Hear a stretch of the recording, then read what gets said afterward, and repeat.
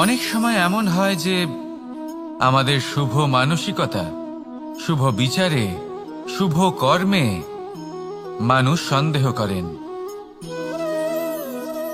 প্রশ্ন করেন, প্রমাণ চান, শুদ্ধতার পরীক্ষা দিতে বলেন, আর তখন নিশ্চিত রূপে কষ্ট হয়। আমরা ভাবি এটাই হলো জীবন। এত শুভ ভাবনা ভেবেও, শুভ কর্ম করেও মানুষ আমাদেরই সন্দেহ করেন। দুঃখ অবশ্যই হয়, কিন্তু দুঃখী হবার কোনো প্রয়োজন নেই।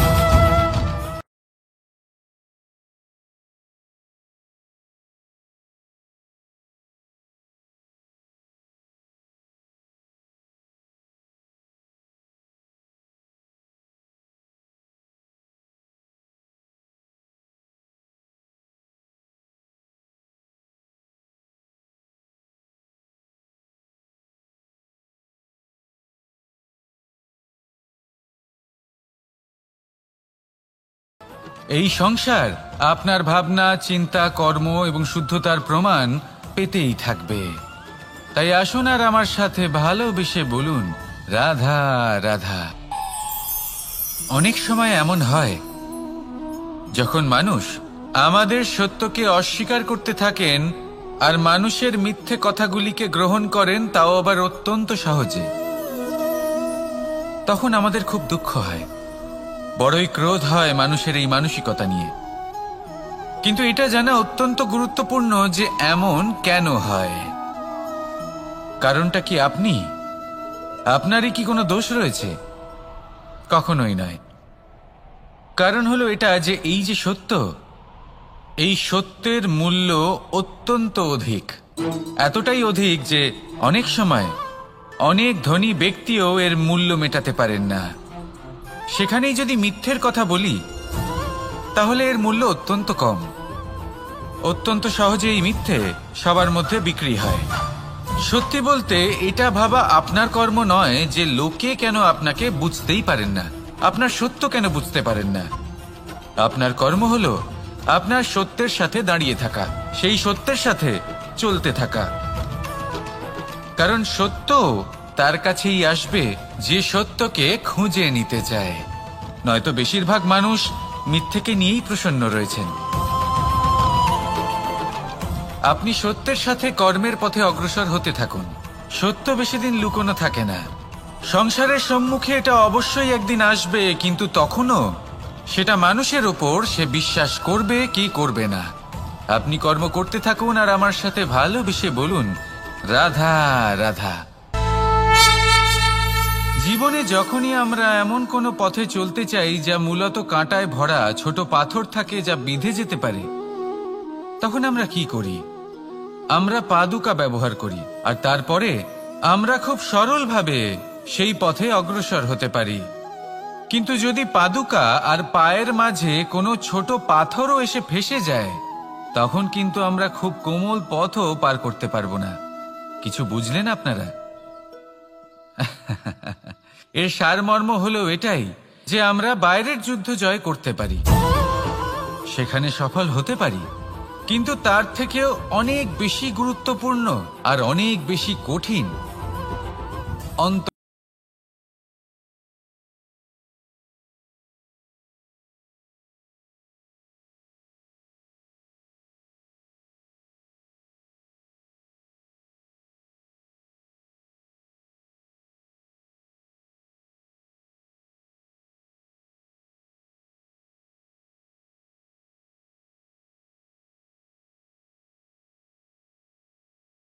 সংসারকে জয় করুন। তবে তার আগে আমার সাথে ভালোবেসে বলুন, রাধা রাধা। কখনো কখনো আমরা কোনো কাজ আরম্ভ করার বিষয়ে ভাবি, তারপর আরো ভাবি, তারপর আরো ভাবি, আর ভাবতেই থাকি। দেখুন, এটা কোনো অন্যায় নয় যে আমরা কোনো কাজ আরম্ভ করার পূর্বে তার বিষয়ে ভাবনা চিন্তা করছি, সেটা বোঝার চেষ্টা করছি, ঠিক আছে। কিন্তু সম্পূর্ণ সময় এই চিন্তায় ব্যর্থ করা উচিত নয়। যদি আপনি বেশি সময় লাগিয়ে ফেলেন, তাহলে সময় আপনার ওপর অবশ্যই রুষ্ট হবে। আর কেনই বা হবে না? আপনি সময় নষ্ট করছেন। আর সেটা উচিত নয়। দেখুন, নিশ্চিতভাবে ভাবনা চিন্তা করুন, বিবেচনা করুন, পূর্ণরূপে করুন, কিন্তু এটাও মনে রাখবেন যে উচিত সময়ের মধ্যে আপনাকে কর্ম আরম্ভ করতেই হবে। যদি ভাবতেই থাকেন তাহলে কর্ম আরম্ভ করতে পারবেন না। আর এই সময় অত্যন্ত বলশালী। যদি একে সম্মান করেন তাহলে তা আপনার সাথে থাকবে, আর যদি না করেন তাহলে থাকবে না। আসুন সময়কে সম্মান করুন আর আমার সাথে ভালোবেসে বলুন, রাধা রাধা। আপনি কখনো ভেবে দেখেছেন কি সেই জিনিস যা আপনাকে সামনে এগোতে বাধা দিচ্ছে? ধরুন আপনি কোনো পথ দিয়ে যাচ্ছেন, পা মুচকে গেলে তা আপনাকে সামনে এগোতে বাধা দেয়। সেইভাবেই জীবনে ক্ষুদ্র চিন্তা আপনাকে সামনে এগোতে বাধা দেয়। দেখুন, যদি কোনো চাক থাকে যার মধ্যে ফাটল রয়েছে, তা আপনাকে ভালো মাটির পাত্র বানাতে দেবে না। ঠিক সেইভাবেই কাউকে ঈর্ষা করলে তা আপনাকে মহান হতে দেবে না। আমি উচ্চস্তরীয় আরো নিচুতে রয়েছে, এই ভাবনা কখনোই আপনাকে উচ্চ স্তরে পৌঁছতে দেবে না। মন থেকে সকল বিকার, ঈর্ষা, মোহ, লোভ, লালসা এই সব ত্যাগ করুন। চিন্তা ভাবনাকে বড় করে তুলুন, ধন্যাত্মক বোধ জাগিয়ে তুলুন, আর সম্পূর্ণ সমর্পিত হয়ে কর্ম করুন। মহানুভবতা আর সাফল্য এই দুই আপনার পদানত হয়ে থাকবে। তাহলে আসুন আর আমার সাথে ভালোবেসে বলুন, রাধা রাধা। খুব বড় একটা প্রশ্ন করতে চলেছি, এই সংসারের সব থেকে বেশি সুখী কে? এবার কেউ বলবে সেই ব্যক্তি যিনি সব থেকে বেশি ধনী, যার কাছে সব থেকে বেশি ধন আছে, আভূষণ আছে, স্বর্ণ আছে। কেউ বলবেন কোনো রাজ্যের রাজা, কারণ তিনি শাসন করতে পারেন, তার আদেশ ছাড়া কোনো কাজ সম্ভব নয়, ইত্যাদি ইত্যাদি। এর উত্তর যদি আমি দিই তাহলে এটুকুই বলবো, সংসারের সব থেকে সুখী ব্যক্তি হলেন তিনি যিনি সন্তুষ্ট। তার কাছে সন্তোষরূপী ধন আছে যা তাকে সুখী রাখে। এবার এই সন্তুষ্টি সেটা কিভাবে আসে জীবনে? এটা আসে ধৈর্যের কারণে।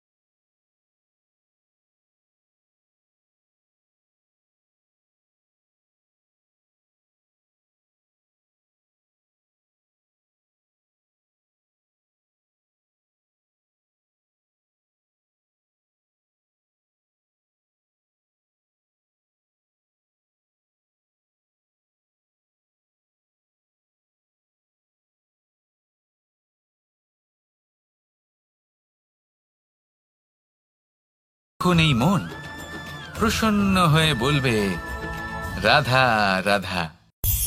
এই সংসারে এমন কখনোই হবে না যে আপনি কিছু একটা করলেন কিন্তু তার মূল্য আপনাকে দিতেই হলো না। যে কোনো কাজের জন্য, যে কোনো কর্মের জন্য আপনাকে মূল্য দিতেই হবে।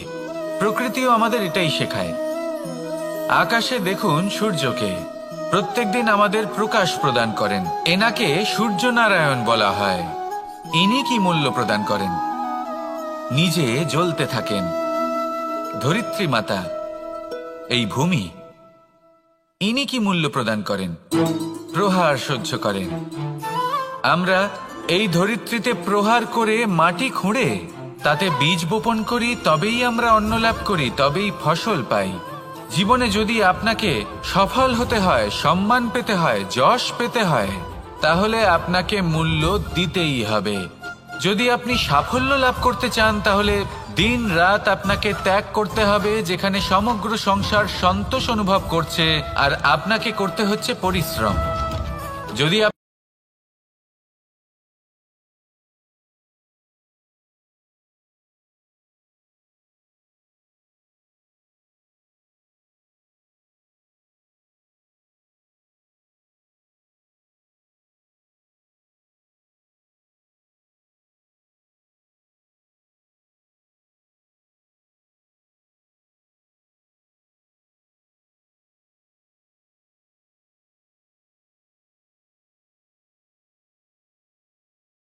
ভালোবেসে বলুন রাধা রাধা।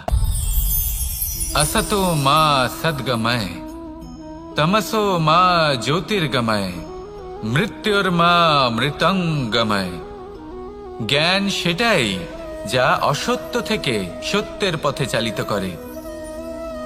প্রকাশ সেটাই যা অন্ধকার থেকে আলোর পথে নিয়ে আসে। জীবন সেটাই যা মৃত্যু থেকে অমরত্বের পথে নিয়ে যায়। এবার এই তিনটে জ্ঞান, জীবন এবং প্রকাশ একই রকম। শূন্য থেকে এর উৎপত্তি হয় এবং আস্তে আস্তে আপনার জীবনে বিস্তার লাভ করে।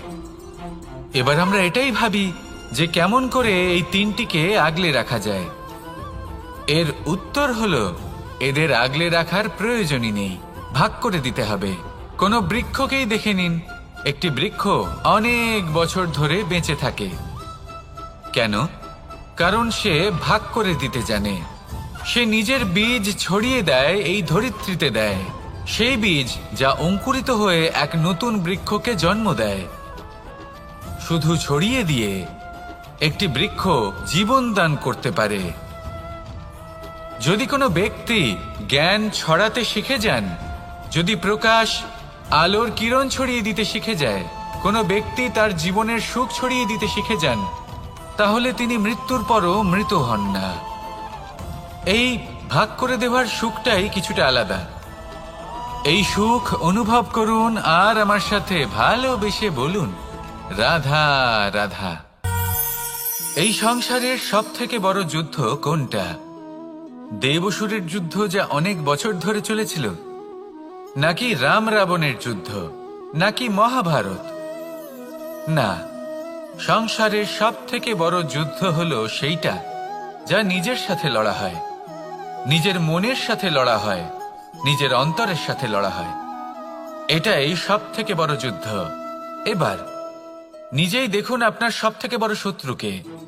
আপনার স্বার্থ, আপনার কামনাগুলি, আপনার অহংকারগুলি, যা আপনাকেই নষ্ট করে দেয়। যদি এদের ওপর আপনি বিজয় লাভ করতে পারেন,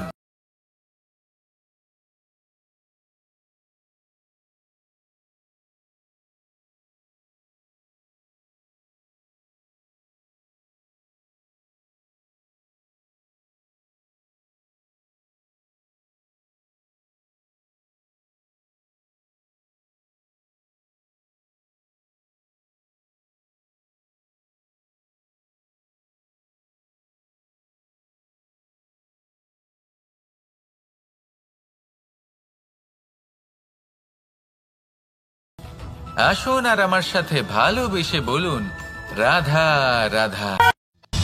মানুষ চিরকাল বড় মানুষ হয়ে উঠতে চায়, সবসময় সেই নিয়ে কল্পনা করে। কিন্তু প্রশ্ন হলো এটাই যে মানুষ বড় কখন হতে পারে? যখন সে ধনী হয়ে ওঠে, নাকি যখন তার কাছে সম্মান থাকে, নাকি যখন রূপবান হয় বা অধিক শক্তিশালী হয়?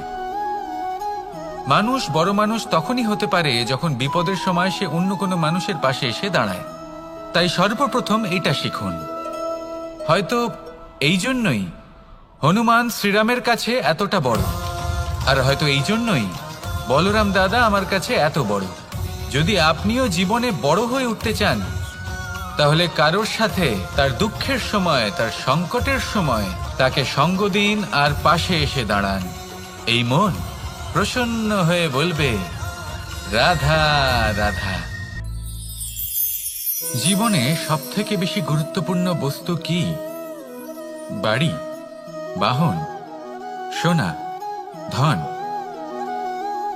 যদি আমি সত্যি বলি, তাহলে জীবনে সবথেকে বেশি গুরুত্বপূর্ণ বস্তু কোনো বস্তুই নয়।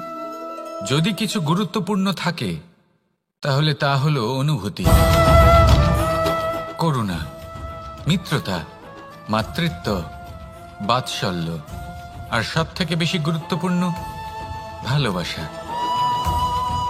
নিজেদের এই জীবনে যদি আপনি শুধুমাত্র বস্তুর খেলাতে মেতে থাকেন, তাহলে জীবনে আনন্দ কখনোই থাকবে না। নিজের এই জীবনকে অনুভূতির পীঠস্থান বানিয়ে তুলুন। এই মন প্রসন্ন হয়ে বলবে রাধা রাধা। যখনই কোনো ঘূর্ণিঝড় আসে, কোনো প্রলয়ে আসে, তখন দেখবেন তা কত বৃহৎ প্রভাব ফেলে, কত বড় বিনাশ ঘটায়, বিধ্বংস সৃষ্টি করে। যখন বন্যা আসে তখন কত গভীর প্রভাব ফেলে, কত সর্বনাশ ঘটায়।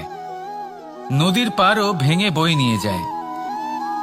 সেখানে কোনো গাছকে দেখুন, শান্তভাবে দাঁড়িয়ে থাকে চুপ করে, আর নিজের কাজ করে, ছায়া প্রদান করে, ফল প্রদান করে, কোনো শব্দ না করেই নীরবে কর্ম করে। যদি নদীর কথা বলি, নদী যখন বয়ে চলে খেতে জল প্রদান করে, বনস্পতিদের প্রাণ প্রদান করে, আমাদের পানীয় জল দেয়। এত মহান কাজ করে কোনো শব্দ না করে, নীরবতার সাথে।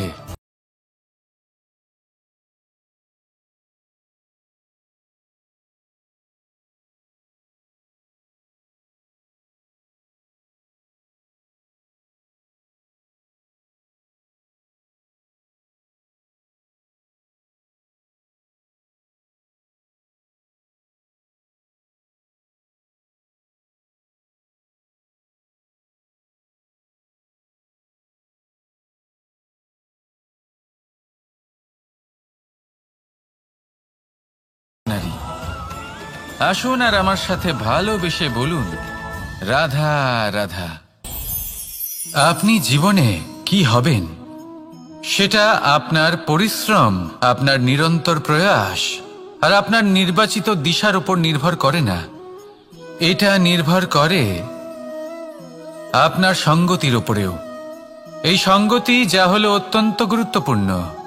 প্রকৃতিও আমাদের এটাই শেখায় বিভিন্ন উদাহরণ দিয়ে। যদি আপনাকে একটা উদাহরণ দিই, কখনো বাতাসের প্রবাহ লক্ষ্য করবেন। এই বাতাসের প্রবাহ যখন কোনো পুষ্পকে স্পর্শ করে, সেও সুগন্ধে পরিপূর্ণ হয়ে যায়।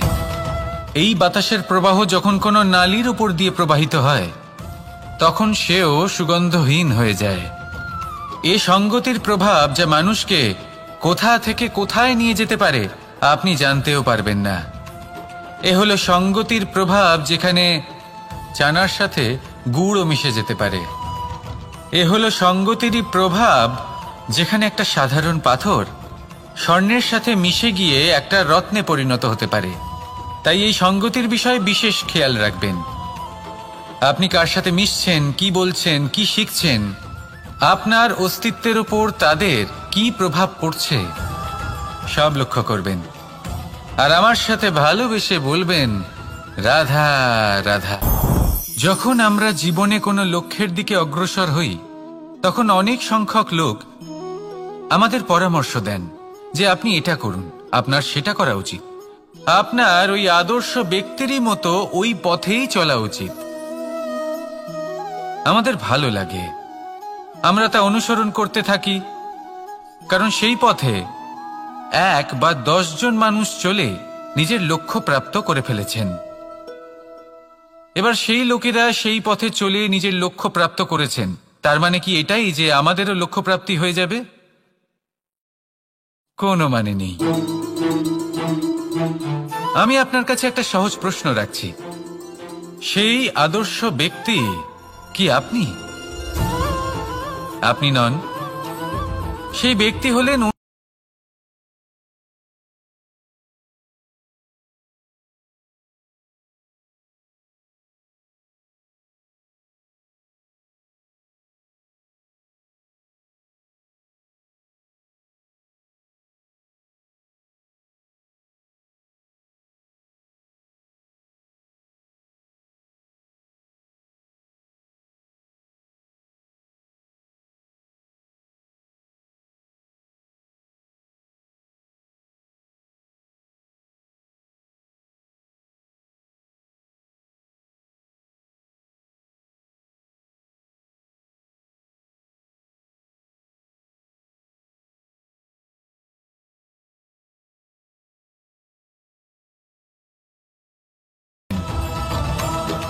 আপনি আপনার জীবনকে নিরীক্ষণ করুন, বুঝুন, আর নিজের লক্ষ্য গিয়ে প্রাপ্ত করে ফেলুন। সমাজের সামনে এমন একটা উদাহরণ আপনি প্রস্তুত করুন যাতে ভিড় আপনার পথে চলতে তৎপর হয়ে ওঠে। আসুন আর আমার সাথে ভালোবেসে বলুন, রাধা রাধা। সংকট, সমস্যা, বিপদ এগুলো তো সকলের জীবনেই আসে। অনেক সময় এমন হয় যে মানুষের জীবনে যখন এমন কোনো বিপদ আসে তখন সে ভয়ভীত হয়ে পড়ে, চিন্তিত হয়ে পড়ে, নিরাশ হয়ে যায়। কিন্তু আমি আপনাকে একটা সত্যি কথা বলি যে আমাদের ব্যক্তিত্বের বিকাশের জন্য, আমাদের নিজেদের লক্ষ্যে পৌঁছে দেবার জন্য এই সংকট, এই সমস্যা এগুলো অত্যন্ত গুরুত্বপূর্ণ। আর এর উদাহরণ আমি নয়, বরং প্রকৃতি স্বয়ং দেবে। আপনি নিজেই ধরিত্রী মাতাকে দেখে নিন। ধরিত্রী মাতা সূর্যের তাপ সহ্য করেন কেন? যাতে পৃথিবীতে যে জল রয়েছে তা বাষ্পে পরিণত হয়ে ওপরে উঠে মেঘ হয়, আর পৃথিবীতে বর্ষা হয়ে ফিরতে পারে, নতুন জীবন দান করে। আর অন্যদিকে পাতা ঝরার মরশুমে কোনো বৃক্ষকে দেখুন, পাতা ঝরার মরশুমে সমস্ত পাতা ঝরে যায়, তারপরে সেই গাছে নবনির্মাণ হয়, নতুন পাতা জন্মায়, সেই গাছ আবার ভরে ওঠে, সবুজে সবুজ হয়ে ওঠে।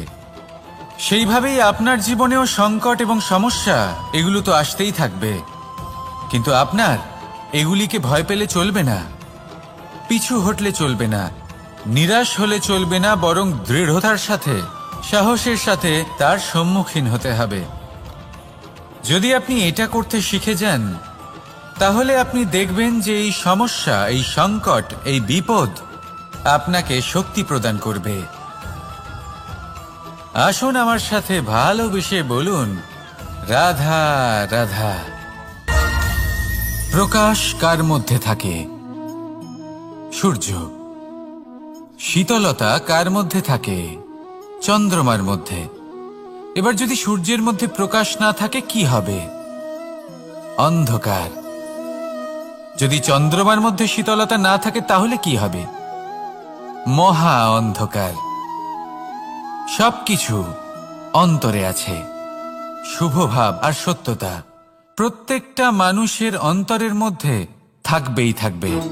যদি এটা না থাকে তাহলে জেনে রাখুন কিছুই নেই। যেমন একটা প্রদীপ যা জ্বলছে, যা প্রকাশ দিচ্ছে, অন্ধকারে আমাদের পথ প্রদর্শন করছে।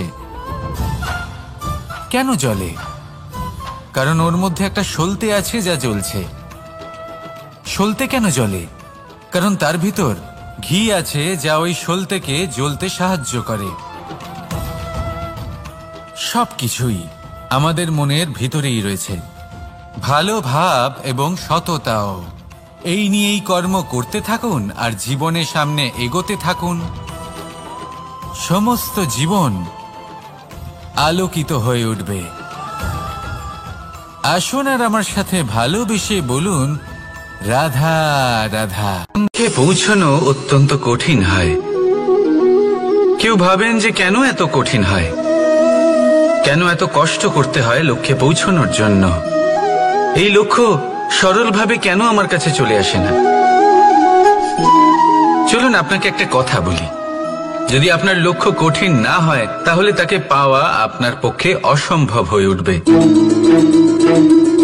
লক্ষ্যে পৌঁছানোর এই রাস্তায় আপনি যে কড়া রোদের সম্মুখীন হন, যার থেকে আপনি দূরে পালাতে চান, সেই রোদ আপনাকে প্রেরণা যোগায় যে আপনি এগোতে থাকুন।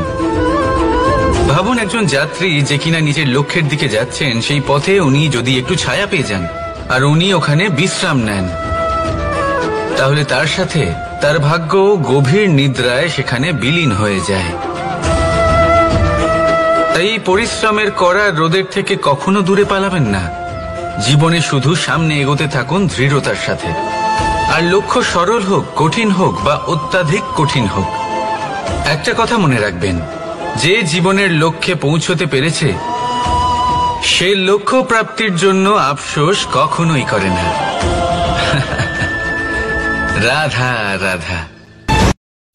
এই সংসারে সাফল্য লাভ করার জন্য জ্ঞানের প্রয়োজন হয়, পরিশ্রমের প্রয়োজন হয়, দৃঢ় নিষ্ঠার প্রয়োজন হয়, নিরন্তর চেষ্টা করা প্রয়োজনীয়। কিন্তু আরো কিছু আছে যা অত্যন্ত প্রয়োজনীয় এবং গুরুত্বপূর্ণ। তা হলো ভালো বন্ধু, তাদের থাকা অত্যন্ত প্রয়োজনীয়। যদি ভালো বন্ধু থাকে তাহলে সময় এলে তারা ঢাল হয়ে আপনাকে সুরক্ষা করবেন। সময় এলে অস্ত্রের মতো শত্রুকে সংহারও করবেন। যদি তিনি জ্ঞানী হন, তাদের মধ্যে সদ্গুণ থাকে, তাহলে এই সব গুণ আপনার মধ্যেও প্রবেশ করবে। তাহলে সাফল্যের জন্য ভালো বন্ধু পাওয়া অত্যন্ত প্রয়োজনীয়। কিন্তু শুধু বন্ধু কেন, ভালো শত্রুও থাকা প্রয়োজনীয়। এবার আপনি ভাববেন, এ আমি কি বললাম? যদি আপনার জীবনেও ভালো অর্থাৎ শক্তিশালী শত্রু থাকে, তাহলে আপনিও শক্তিশালী হতে থাকবেন। এই শত্রু আপনাকে প্রেরিত করবে আরো বেশি শক্তিশালী হয়ে ওঠার। কখনো কোনো হরিণকে দেখুন,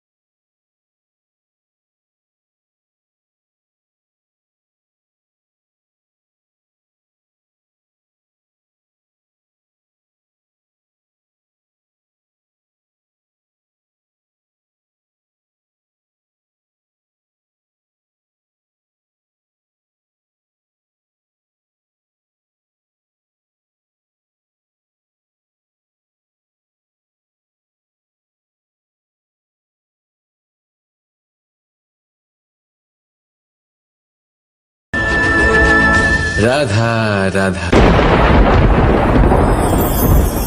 আমি এখানে একা এই বনে বসে আছি, বাঁশি বাজাচ্ছি। কার জন্য? কে আছেন এখানে? কেউ নেই। আমার প্রজা, আমার রাজ্য, আমার পরিবার আমার থেকে অনেক দূরে আছেন। আমি এখানে একা এই বনে বসে এই আকাশের এই রঙের, গাছের এই সব ফলের, মাটির সুবাসের আনন্দ উপভোগ করছি। কেন? আমি হলাম দ্বারকাধীশ। এমন কি রাজকীয় বা ভৌতিক সুখ রয়েছে যে আমি ওখানে পেতে পারি না? সবকিছুই পেতে পারি, তাও এখানে বনে একা বসে আছি। কোন সুখ খুঁজে চলেছি? একা থাকার সুখ। আমরা প্রত্যেকদিন অনেক মানুষের সাথে, চিন্তাধারার সাথে, কর্মের সাথে, পরিস্থিতির সাথে, সুখ দুঃখের দ্বারা বেষ্টিত থাকি। জীবনের এই চক্রে আমরা জড়িয়ে পড়তে থাকি। যতই আমরা এই সমস্যার সমাধান করি, আমরা ততই এতে জড়িয়ে পড়ি। আমরা এতটাই জড়িয়ে পড়ি যে যখন আমরা আয়নায় নিজেদের দেখি, তখন আমরা নিজেদের চিনতেই পারি না। এমন মনে হয় যেন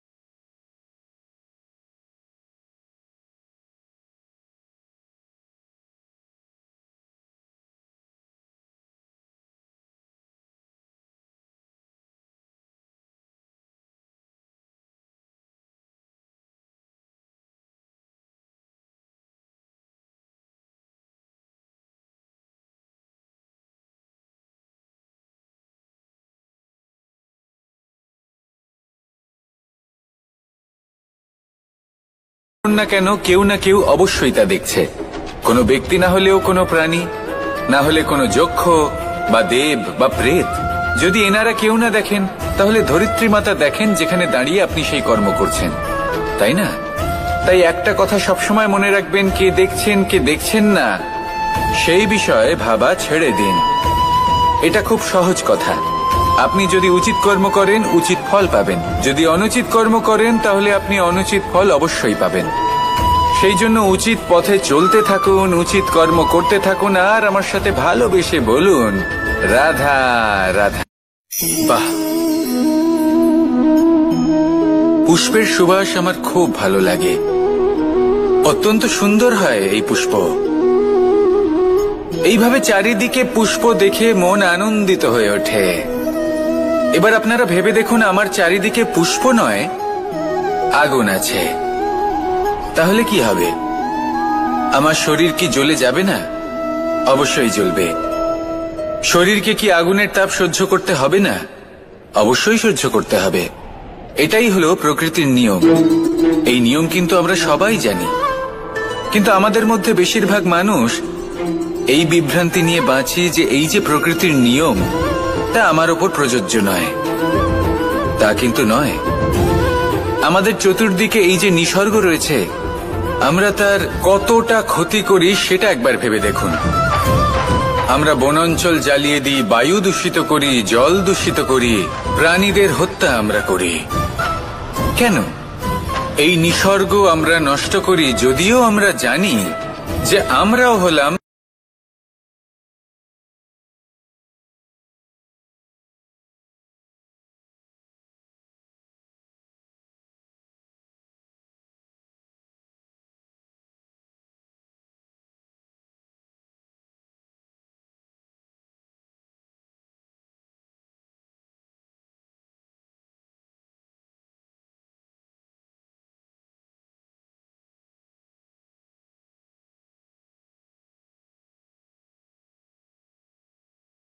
যদি নিসর্গ থাকে তাহলেই জীবন থাকবে। আসুন আমার সাথে ভালোবেসে বলুন, রাধা রাধা। কারই না পছন্দ বলুন তো? অত্যন্ত সুস্বাদু হয় এই মধু, মিষ্টি খেতে হয় এবং তা শক্তিও প্রদান করে, এবং প্রত্যেকটি মিষ্টি পদার্থের মতোই এতেও খুব তাড়াতাড়ি পিঁপড়ে ধরে যায়। অন্যদিকে যদি নুনকে দেখি, তাহলে বছরের পর বছর রাখলেও এতে পিঁপড়ে ধরে না।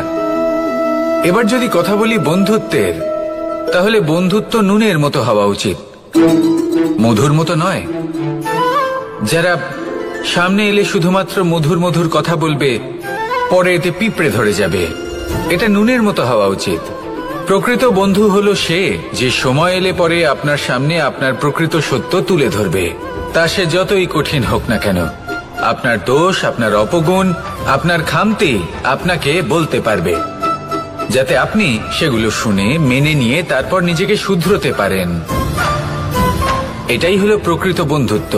কখনো নিজের জীবনের আশেপাশে মন দিয়ে দেখবেন, অনেক সময় এমন মানুষ থাকেন, অনেক বন্ধু থাকেন, যাদের দেখে আমাদের মনে হয় যে এনারা খুব কঠোর, এনাদের কথা খুব কটু। কিন্তু বেশিরভাগ এমন মানুষের মনটা যদি বুঝতে পারেন, তাহলে দেখবেন তাতে কোনো মালিন্য নেই, এনাদের মন অত্যন্ত পবিত্র হয়। যদি আপনার জীবনেও এমন কোনো ব্যক্তি থেকে থাকে, এমন বন্ধু থাকে, তাহলে তাদের আগলে রাখুন আর আমার সাথে ভালোবেসে বলুন, রাধা রাধা।